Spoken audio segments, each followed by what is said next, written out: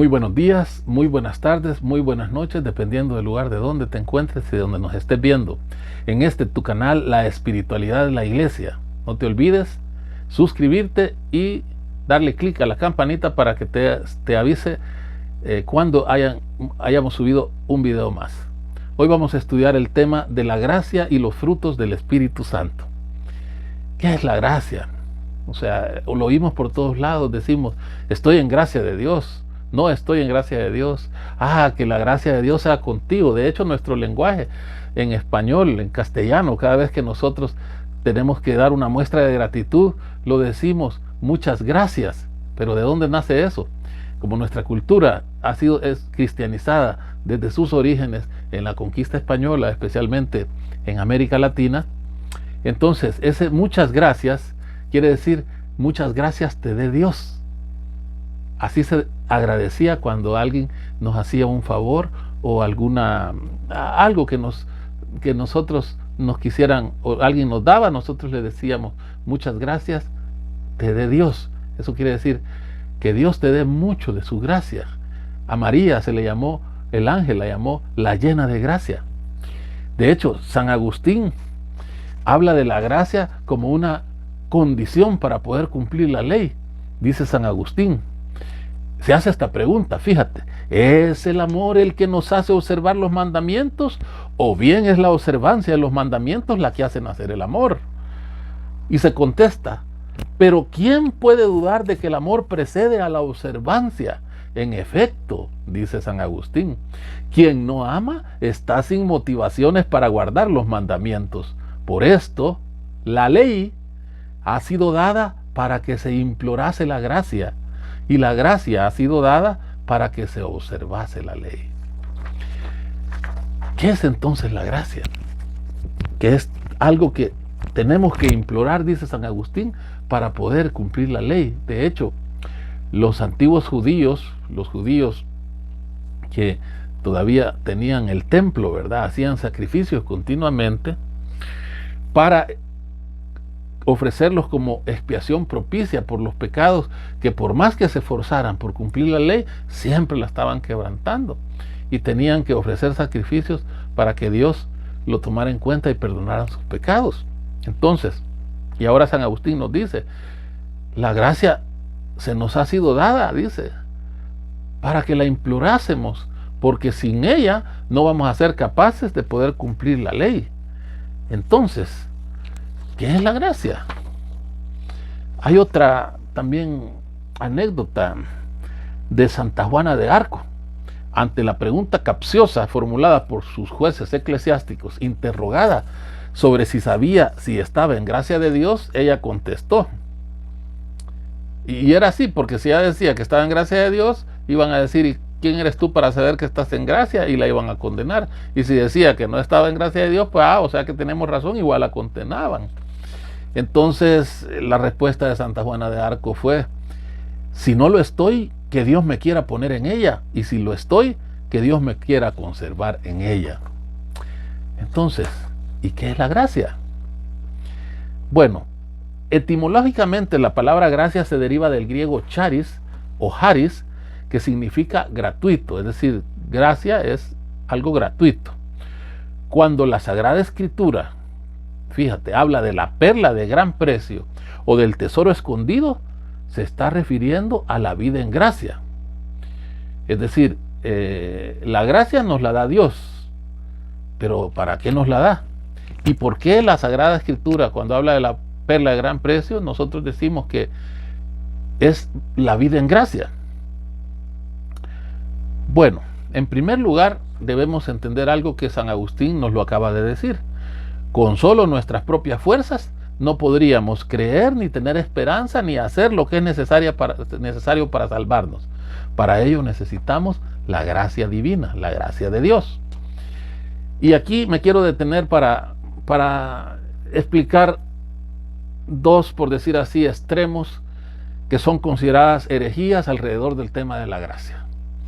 Allá a finales del siglo IV, inicios del siglo V, apareció un hombre que se llamaba Pelagio, que fue combatido, por cierto, por San Agustín, ¿verdad? Pelagio predicaba que nosotros no nacíamos con pecado original y que por lo tanto nosotros podíamos con obras, nada más con obras, y sin necesidad de la gracia, podíamos alcanzar la salvación. La Iglesia condenó a Pelagio a retractarse de todo lo que decía y lo consideró su doctrina como una herejía. Es decir, el pensar que nosotros solo con nuestras propias fuerzas vamos a alcanzar la salvación, eso es una herejía, eso es denostar, menospreciar, descalificar el sacrificio de Jesucristo en la cruz, que fue por el cual nosotros podemos alcanzar la gracia y ser salvos, por gracia y regalo de Dios. Ahora, pensar que Cristo, la cruz fue por gusto y que nosotros sin necesidad de la gracia, sin necesidad de Cristo podemos salvarnos, eso es una herejía. Y quiero explicarlo poniendo el ejemplo, por ejemplo, o más bien dicho, trayendo a cuenta lo que sucedió a Jesús cuando un joven rico se le acercó y le dijo: maestro, ¿qué debo de hacer para alcanzar la vida eterna? Y Jesús le dijo: pues bueno, cumple los mandamientos. Es que yo ya los he cumplido. Bueno, entonces vende todo lo que tienes, dáselo a los pobres y sígueme, un gran tesoro tendrás si vienes. Y el joven rico no lo siguió. Jesús lo vio con tristeza y lo amó, dice la palabra de Dios. Ahora, ¿qué pasaba por la mente de los judíos y por la mente de este joven rico? Él andaba buscando qué es lo que tenía que hacer para alcanzar la vida eterna. Bueno, ya desde ahí había un problema.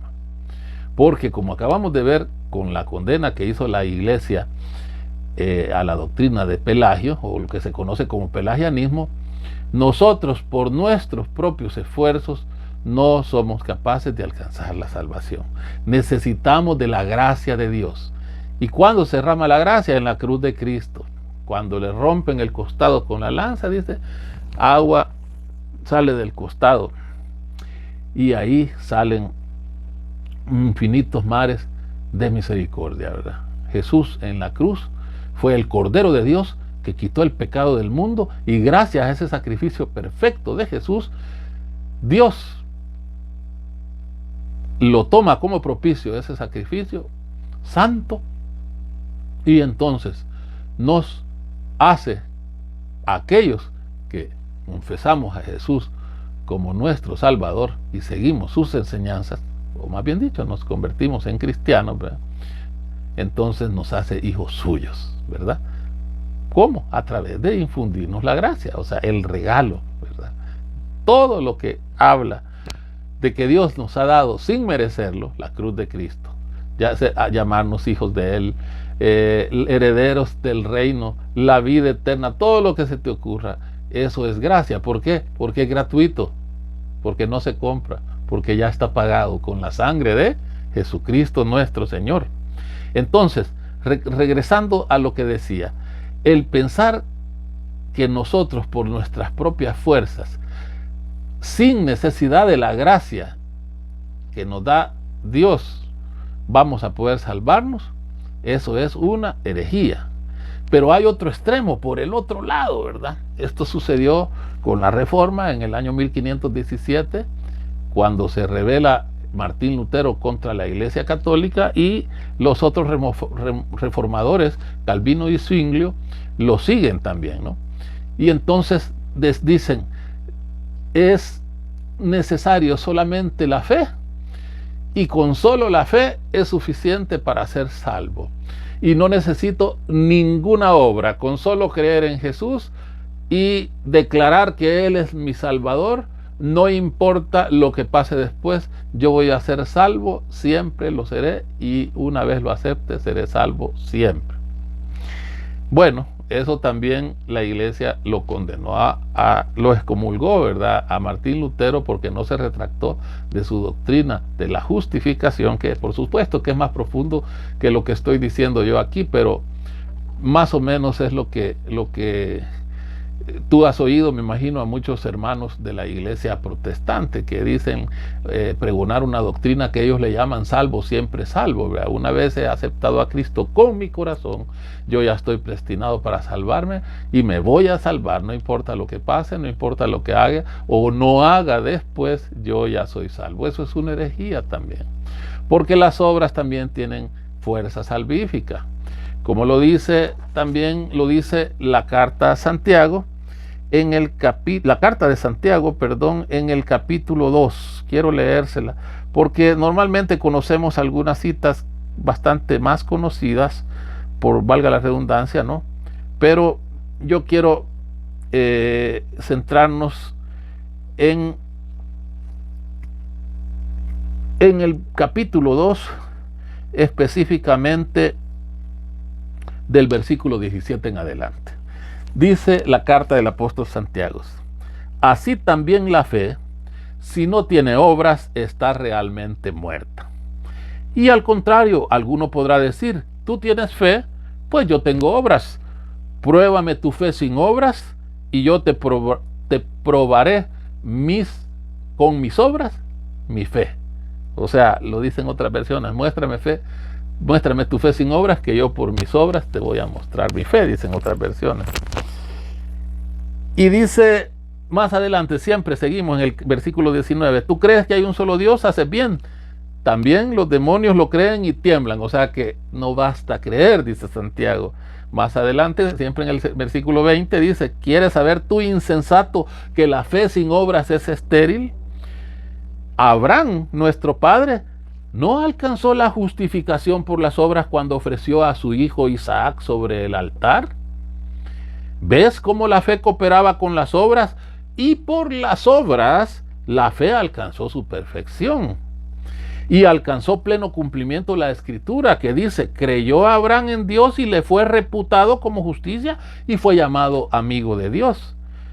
Y fíjate el versículo 24 lo que dice: ya veis cómo el hombre es justificado por las obras y no por la fe solamente.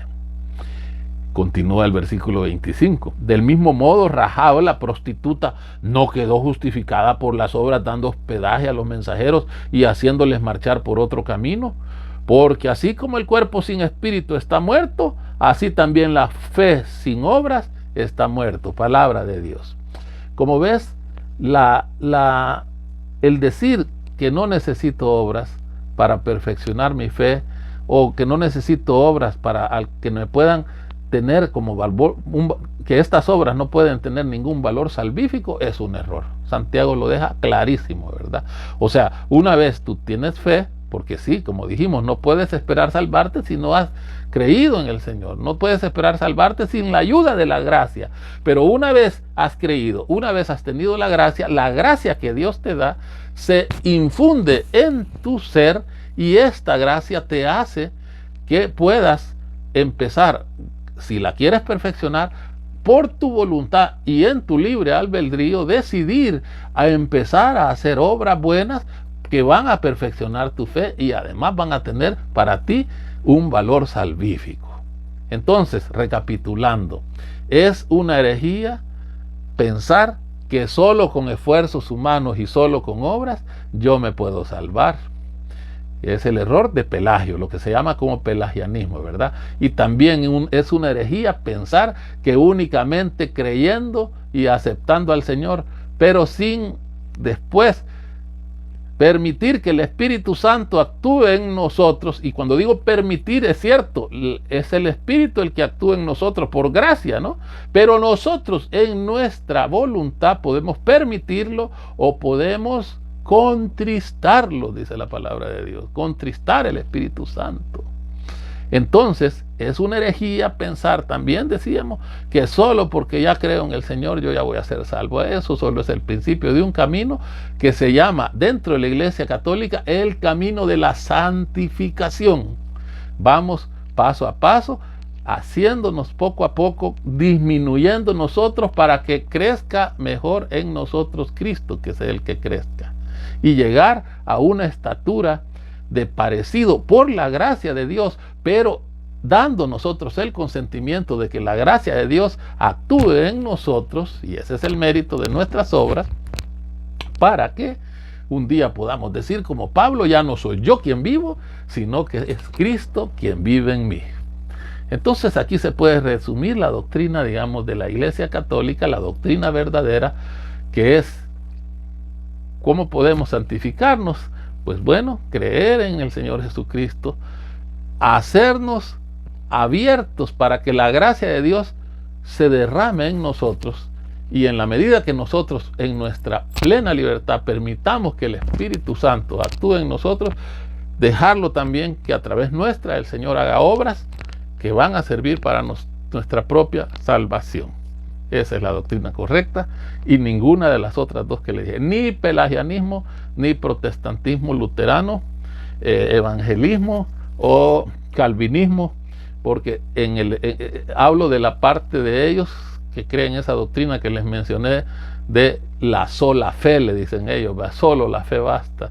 No basta solo la fe. De hecho, esas dos palabras, la sola fe, no aparecen en todo el Nuevo Testamento más que una sola vez. Se las acabo de leer en el versículo 19, si mal no recuerdo, de la carta a Santiago en el capítulo 2. Perdón, el versículo 24 es, ¿verdad? La única vez que aparecen esas dos palabras juntas, la sola fe, es para que sea refutada. Mire qué chistoso. Mientras los protestantes, calvinistas, evangelismo y todo eso, sectas, predican que la sola fe es suficiente, la única vez que en el Nuevo Testamento aparece sola fe es para ser refutada. Mira cómo dice: ya veis que el hombre es justificado por las obras y no por la sola fe. Palabra de Dios.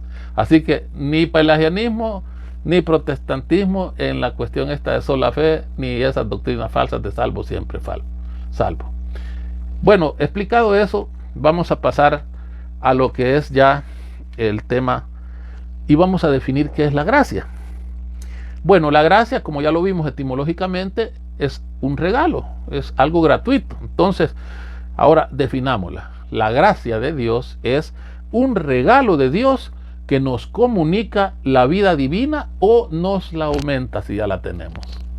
¿Se entiende? Bueno, vamos a ver. Veamos lo que dice la palabra de Dios. Tito 2, 11, 14.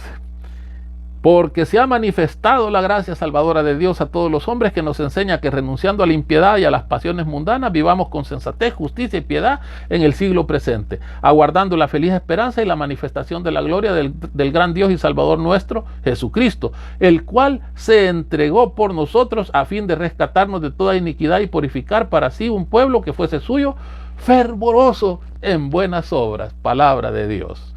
Bueno, aquí está, se ha manifestado la gracia salvadora de Dios, dice, a todos los hombres, que nos enseña a que renunciemos, dice, a la impiedad, a las pasiones mundanas, y a que vivamos con sensatez, con justicia y piedad en el siglo presente, aguardando con esperanza la feliz venida de nuestro Señor Jesucristo, dice, y el cual se entregó, dice, para rescatarnos del todo mal y purificarnos como pueblo suyo, fervoroso en buenas obras. Mira qué bonito. Ahí está resumido qué es la gracia y para qué es la gracia. Al estudiarlo despacio lo vas a ir entendiendo mejor. Sigamos entonces. La gracia puede ser de dos clases: gracia santificante o habitual y gracia auxiliante o actual.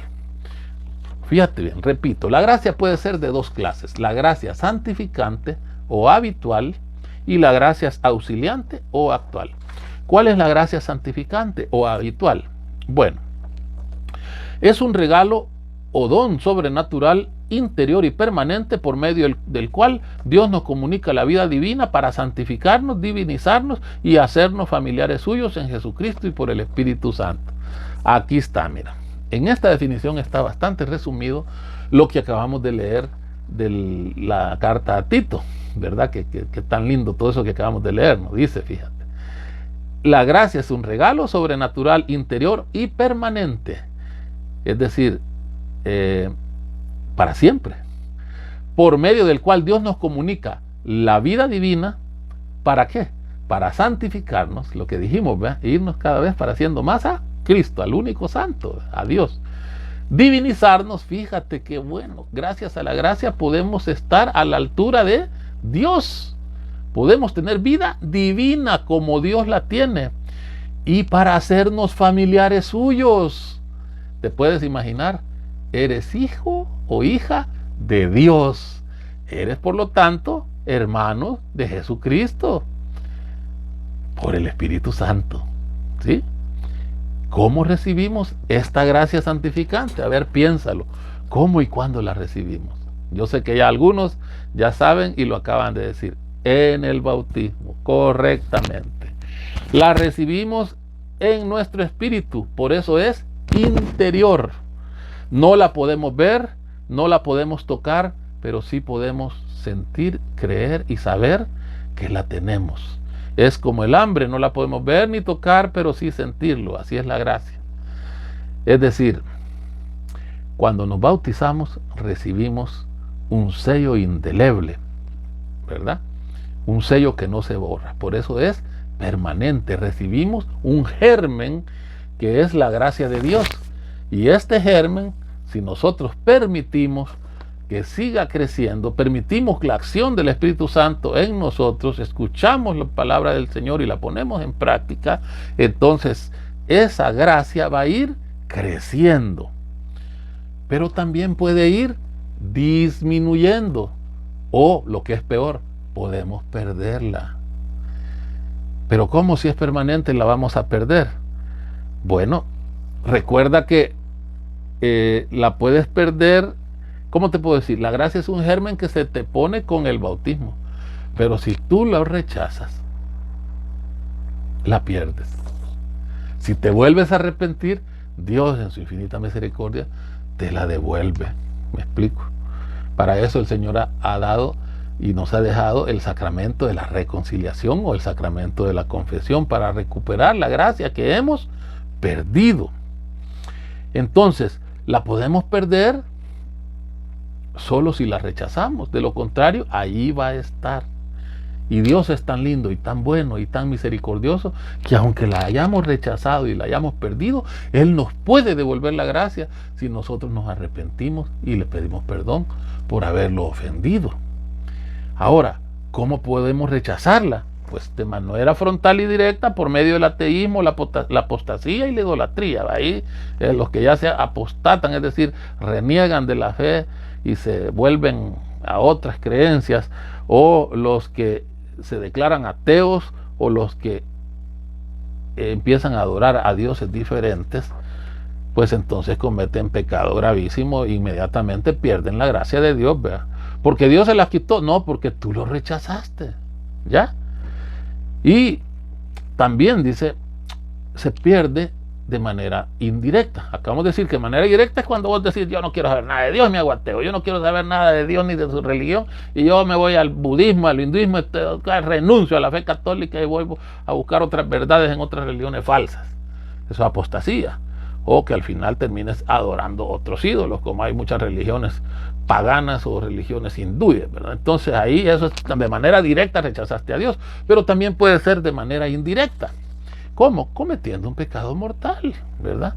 Acuérdate, lo vimos cuando vimos el video del pecado, y si no, búscalo en la lista de videos y míralo, te va a servir de mucho si no lo has visto.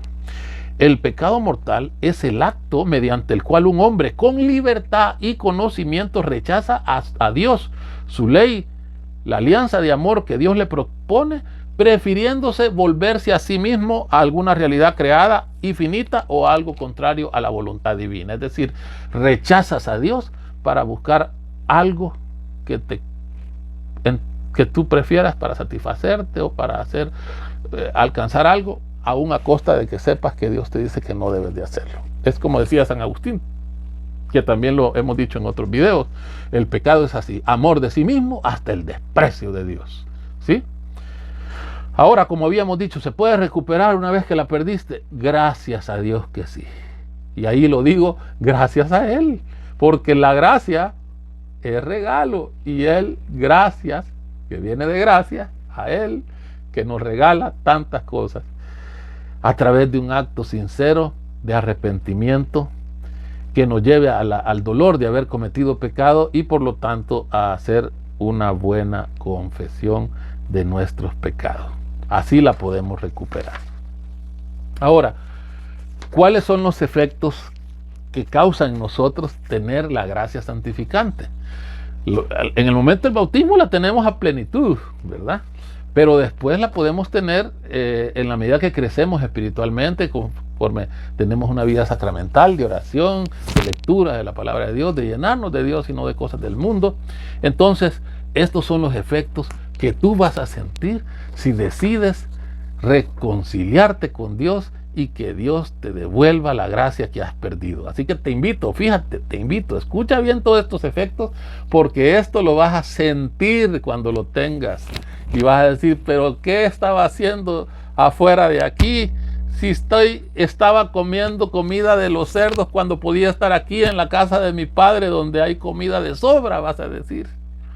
Entonces, primer efecto, nos santifica. Es decir, la gracia nos limpia porque no pueden estar pecado mortal y gracia juntos, ¿verdad? Nos hace agradables a los ojos de Dios, nos hace amigos de Dios y nos hace santos. Fíjate todo lo que nos hace, es el primer aspecto. Cuando digo nos santifica, el primer efecto de tener la gracia. Y al santificarnos, nos limpia, nos hace agradables a los ojos de Dios, nos hace amigos de Dios y nos hace santos. Citas bíblicas, bueno, ahí van varias, Efesios 1, 7, 8. Pues en Cristo la sangre que derramó paga nuestra libertad y nos merece el perdón de los pecados. En esto se ve la inmensidad de su gracia que Él nos concedió con toda sabiduría e inteligencia. Mira, otra cita. Lucas 1, 28, 30. Entró el ángel a su casa y le dijo: alégrate, llena de gracia, el Señor está contigo. Ella se conturbó con estas palabras y discurría qué significaría aquel saludo. El ángel le dijo: no temas, María, porque has hallado gracia delante de Dios. Palabra del Señor. Lucas 1, 28, 30. Otra cita bíblica, Romanos 5, 1. Habiendo pues recibido de la fe nuestra justificación, estamos en paz con Dios por nuestro Señor Jesucristo, por quien hemos obtenido también, mediante la fe, el acceso a esta gracia en la cual nos hallamos y nos gloriamos en la esperanza de la gloria de Dios. Palabra del Señor. Bueno, entonces aquí vamos. El primer efecto es que la gracia nos santifica. El segundo efecto es nos diviniza. Fíjate bien. ¿Por qué nos diviniza? ¿O cómo nos diviniza la gracia de Dios? Porque nos hace participantes de la naturaleza de Dios. Y porque nos hace templos de Dios. Hermano, diga, ¿y cómo está eso? Explíqueme. Te lo voy a explicar con una cita bíblica. Colosenses 3, 9, 10.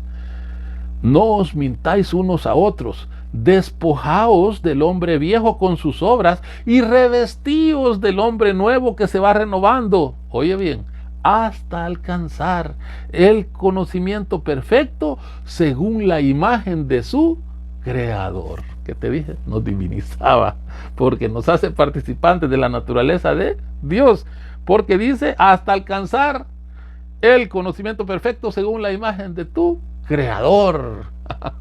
Otras, pero ¿y cómo es eso que nos hace templo de Dios? Me dirás. Bueno, ahí va la cita. 1 Corintios 3:16. ¿No sabéis que sois santuario de Dios y que el Espíritu de Dios habita en vosotros? Palabra de Dios. Bueno, ahí está. Entonces, el segundo efecto es nos diviniza. Ya llevamos dos. El primero nos santifica. El segundo nos diviniza. El tercero nos hace familiares de Dios. ¿Y cómo está eso? Vamos a ver. Primero, nos hace hijos adoptivos de Dios. Nos hace, si somos hijos adoptivos de Dios, nos hace hermanos de Jesucristo.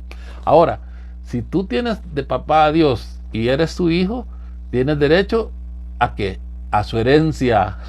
Vaya, por si no hagas esto por interés, pues, pero sos heredero. Nos hace herederos del cielo y de todo lo que Dios tiene preparado para nosotros. ¿Sí? Ah, ¿y dónde está esa cita bíblica? Me dirá un hermano separado que todos lo andan pidiendo que sean citas bíblicas. Ahí está la cita bíblica, aquí se la doy. Efesios 1, 5, 6. Eligiéndonos de antemano para ser sus hijos adoptivos por medio de Jesucristo, según el beneplácito de su voluntad, para alabanza de la gloria de su gracia, con la que nos agració en el amado. Palabra de Dios. Te alabamos, Señor. Entonces, recapitulemos o hagamos, como dicen, un resumen, ¿verdad? Los efectos de la gracia santificante son tres: nos santifica, nos diviniza y nos hace familiares de Dios. Así que apurémonos, vamos a confesarnos para obtener todos esos regalos, porque es gracia, es gratuito, es un regalo, es un don, ¿sí?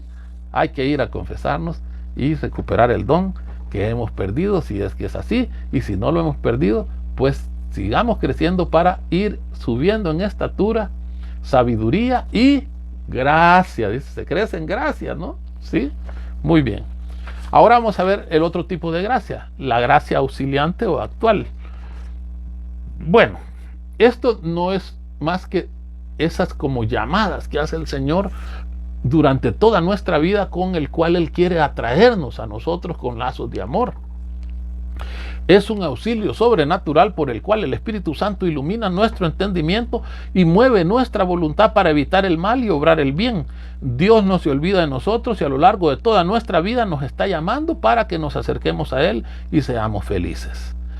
Fíjate bien, hay tantos ejemplos en los cuales nosotros sentimos que Dios nos llama.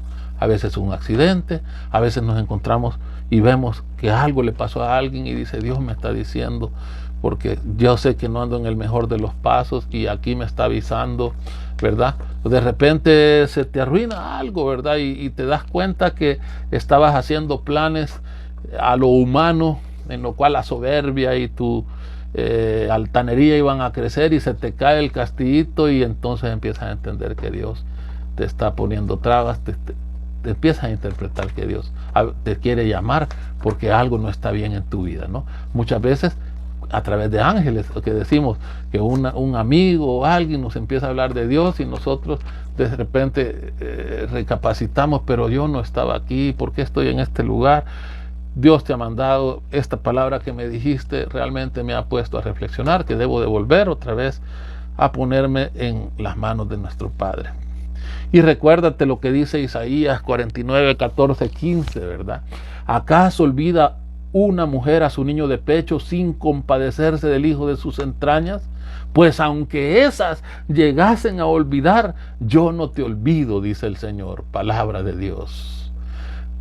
Entonces, esa gracia auxiliante o actual, como te dije hace un momento, se puede manifestar a través de un accidente, de una enfermedad, de una alegría, por medio de la muerte de un ser querido, por medio de una predicación. Dios siempre nos está llamando. Y cuando sientes que Dios te está llamando, eso es parte de lo que estamos explicando, que se llama gracia auxiliante. Dios está mandándote avisos, recordándote, y lo va a hacer durante toda tu vida, hasta el momento de tu muerte. Dios no se va a cansar de llamarte para que tú regreses a su casa y te salves, porque como dice San Pablo, la voluntad de Dios es que todos los hombres se salven. Entonces, este tipo de gracias auxiliantes, las hay ordinarias, son todas las que yo te he mencionado, y también hay gracias auxiliantes extraordinarias, ¿verdad? Como la que le pasó a San Pablo, ¿verdad? Que quedó ciego y el Señor le dijo, ¿por qué me persigues? Y mira, después de eso se convirtió, después de haber estado en la lapidación de Esteban, que después de perseguir cristianos, San Pablo se convierte y se hace el apóstol de todo el mundo, ¿verdad? O sea, el apóstol de los gentiles. Así, ¿verdad? Pasa muchas veces de personas que tienen una cosa extraordinaria. Yo sé, en este momento no recuerdo el nombre, pero había una persona que pasaba todos los días por una catedral y veía que pasaba solo el sagrario y ahí estaba el Santísimo. Y él, fíjate, de solo ver que Dios estaba ahí en el Santísimo, Jesús estaba ahí tan solo, decidió convertirse en sacerdote después de que él era ateo. Esas se llaman gracias auxiliantes extraordinarias, ¿no? Y tú me podrás poner más ejemplos de este tipo de conversiones, ¿verdad? Que son extraordinarias, de personas. A mí me gusta mucho ver los testimonios de hermanos separados que se han convertido nuevamente al catolicismo, ¿verdad? Son gracias extraordinarias que a veces han recibido, que de repente les hicieron, como dicen en algunos países, caer en cuenta, ¿verdad? Dios mío, ¿qué estoy haciendo aquí? Si esto no es lo correcto, la verdad es esta, y empiezan a escudriñar y regresan a la Iglesia Católica. Entonces, ¿cuáles son los medios normales que el Señor utiliza para darnos la gracia? O sea, tú me dirás, bueno, vaya, ya me voy a ir a confesar, me voy a poner otra vez en gracia de Dios, y ahora, ¿cómo quiero? Si yo quisiera crecer en gracia, ¿qué tengo que hacer? Bueno, los medios normales, porque como te digo, también hay medios extraordinarios como esos que te mencioné hace un momento, pero los medios normales y ordinarios que el Señor utiliza para darnos la gracia son los sacramentos, especialmente en la Eucaristía y en la confesión, ¿verdad? La oración también es un medio que el Señor utiliza para darnos la gracia. La penitencia, ¿verdad? Podemos realizar ayunos en la comida y la bebida, abstinencia en nuestro deseo sexual, sacrificio sobre nuestro cuerpo, mortificación sobre nuestra comodidad. Esos son los tipos de penitencia que podemos hacer. También a través de realizar obras de misericordia, el Señor te aumenta la gracia. Una limosna, aunque te sacrifique un poco tus gustos, ¿verdad? Eso puede tener hasta un valor no solo de gracia, sino también, si lo ofreces a Dios, expiatorio por tus penas temporales, las consecuencias temporales de tus pecados, ¿verdad? Recuerda que el sacramento de la confesión te perdona la pena eterna, ¿verdad? Pero tienes que pagar otras consecuencias por haberte apartado de Dios. Entonces, una buena limosna, aún sacrificando algo para una persona necesitada, ayudar a un enfermo, mortificarte para que otro coma y no comer tanto, ¿verdad? Ayudarle a alguien a lavar los trastos, aunque estés cansado, un poquito perezoso, decir, bueno, voy a ayudar a mamá, a papá, a mi esposa, a mi esposo para hacer esto. Bueno, esas son formas también como obras de misericordia o de perdón por las cuales Dios te puede también regalar más gracia. Y también a través del servicio dentro de la iglesia en las diversas necesidades o ministerios que la iglesia tenga.